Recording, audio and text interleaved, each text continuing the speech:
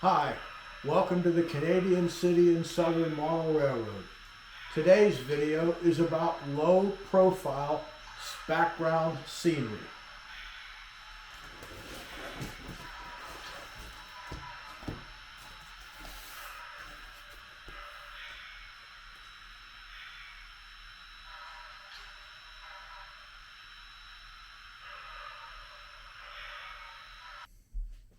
What I have done is cut a piece of pink foam to the width of my window opening.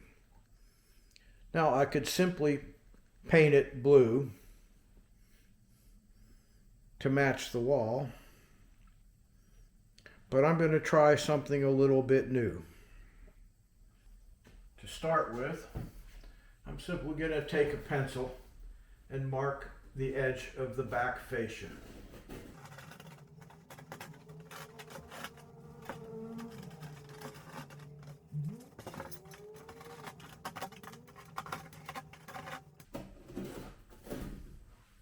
That ought to be good enough. Now I've taken that piece of foam and I've cut out a profile that kind of works with the line I drew on the back of the fascia on the layout itself. Now what I'm going to do with this piece is I'm going to cut low relief scenery right into it, and scening it using the same kind of scenery materials I've used on the rest of the layout. That way the colors will all match. Then behind that I will attach the rest of the foam and paint it blue to match the sky. The low relief piece of foam has been carved to its nearly final texturing. The same techniques that I used to carve foam for the rest of the layout were used, except that I did it all in a slightly smaller scale and less detail. Now the way this will be painted will increase the depth even further. A couple of bricks have been used to hold it all together. A straight line was drawn across the back at an exact distance so that the backing panel could be glued onto the front panel nice and straight. The main panel has been painted the same sky blue as the rest of my room is painted. And it came out a tiny bit darker. Now it may lighten up because it still needs to dry a tiny bit more. It's dry to the touch, but it's not cured. Also, the pigments may have settled to the bottom of the can because it's been sitting since the room was originally painted.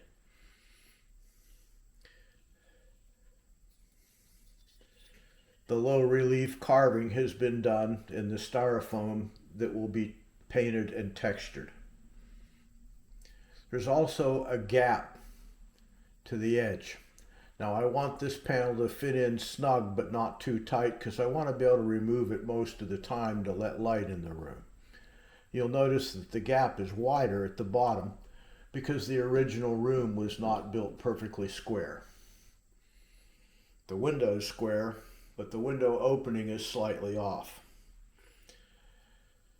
So what I'm going to do about that is I'm going to put some balsa shims on the ends.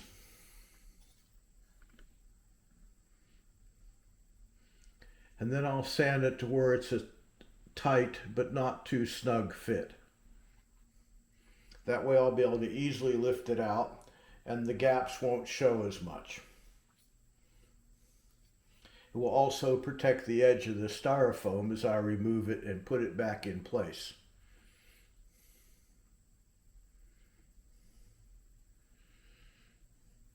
You can already kind of get the effect just from the pink foam.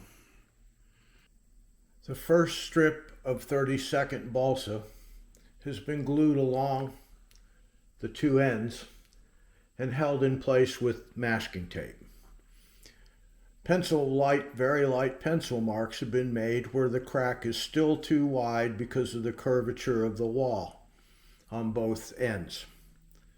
Now I'll add another layer, and then down in here a third layer of 30-second balsa, and all of that will be sanded to where it more or less matches the curve of the wall. and then it'll be a nice snug fit. When that's all dry and painted, now I can go on and move to texturing and painting the low relief styrofoam. And I'll go into that in detail when I do it. Over on the workbench, the low profile scenery has been given a light coat of thinned joint compound mixed with raw sienna.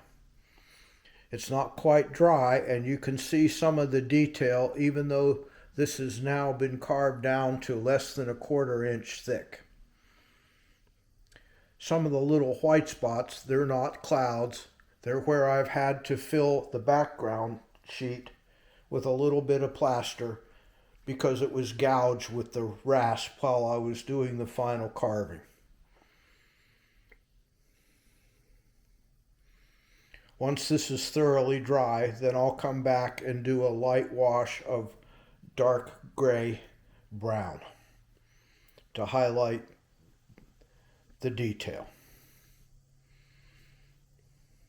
Once all the plaster and paint was dry, I have lightly streaked in with Hooker's green some far background trees.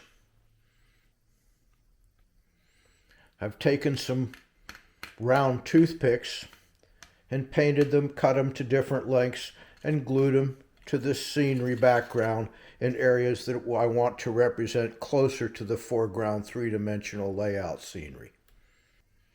In this area here, the trees that I put slashes of Hooker's green, a little bit of white glue was put over top of those, and it was been sprinkled with fine turf, which is a fairly dark kind of green.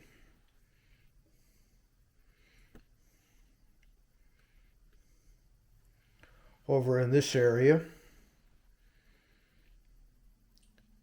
slashes of glue, mostly horizontal, but a few vertical, were put down, and a tiny little bit of moisture was added, and a mixture of fine burnt grass and fine turf was sprinkled over. Much of this and much of this will fall off once the moisture is dry. No extra moisture was done in here because I wanted the trees to be more clearly delineated. None was used at all in here because these areas are farther away.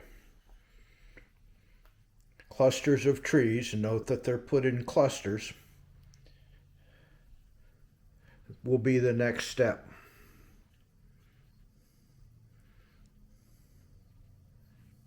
Right in here, this very small area,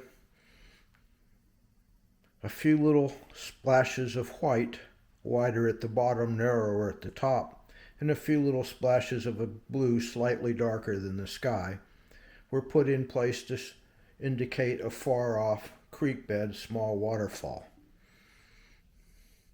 This is a very small area, as you can see, compared to my scale ruler. The same thing was done in here, but I didn't go all the way to the top, and I put a slight little drop of water to help mix the blue and white a little bit because this is more of a pond area. Now normally having a pond area going this vertical wouldn't work well because that's not the way perspective works. But because of the way the foreground scenery will come up against this, I've decided to go ahead and do it anyway. Normally, it would be very, very shallow, practically just a line. Now it's time to add the branches to the few trees that have some three-dimensionality. Over in this area, they've already been done. And now the glue is drying.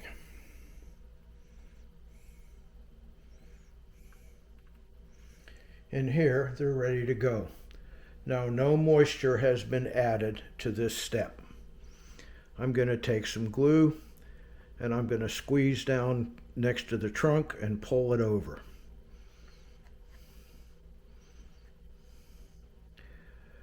I'm staying very close to the trunk because these trees would not be very wide, especially at this distance. And then for the top, I'm simply going to draw some glue up to the top and repeat on the next tree. If the glue goes all the way between the trunks, that's okay. These trees are growing fairly close together. And again, I'm putting them in groups instead of evenly spaced all along the backdrop, because that would get to be too toy-like. At the very top, I put a little piece of paper underneath so that if the glue drops down, it doesn't end up on the sky.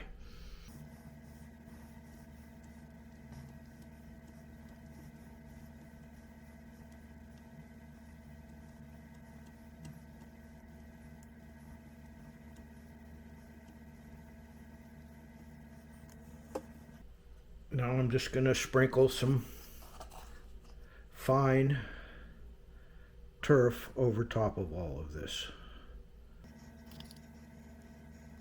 I'm using fine turf because no static grass is being used anywhere on this, because it would simply be much too coarse for things this far away. Notice that unlike everything else where I was using very, very little, I'm being quite liberal.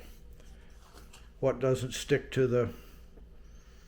And I'm going to finalize with a little burnt grass. And what doesn't stick, I don't want it to stick. But it'll all be dumped off, and hopefully we'll end up with some nice looking distance trees with a little bit of dimensionality. The low profile trees have been finished. And now it's time for the final step. Now I've got a very thin solution of the same paint that was used to paint the sky and the walls of my room. And I've thinned it way down.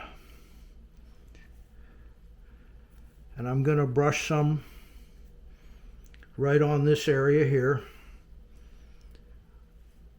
which is the area that's the farthest away from the layout, even though it's only about an 1/8 inch in reality.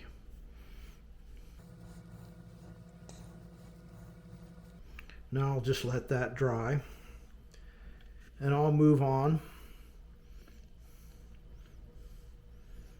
to the next farthest away area, which is this ridge in here.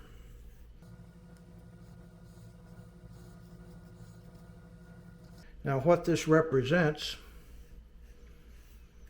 is the atmosphere between the farther off areas and the edge of the layout.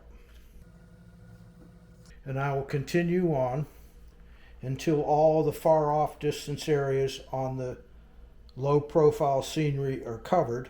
Then I'll let them dry a bit, and then I'll give the farthest ones a little more, and that will give what is referred to as atmospheric perspective. The areas that are farthest away from the edge of the layout will appear farther away because they will have the color of the sky blending into them.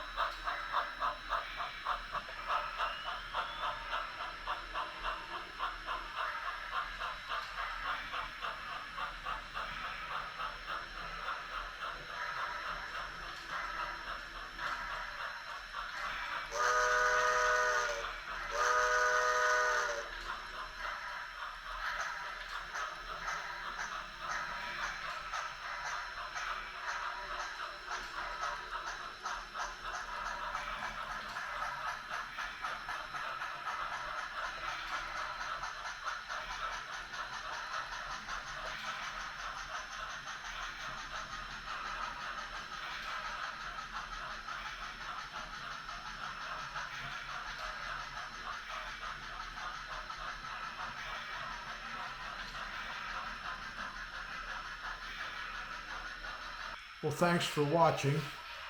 Like, subscribe, share, and we'll see you again next time.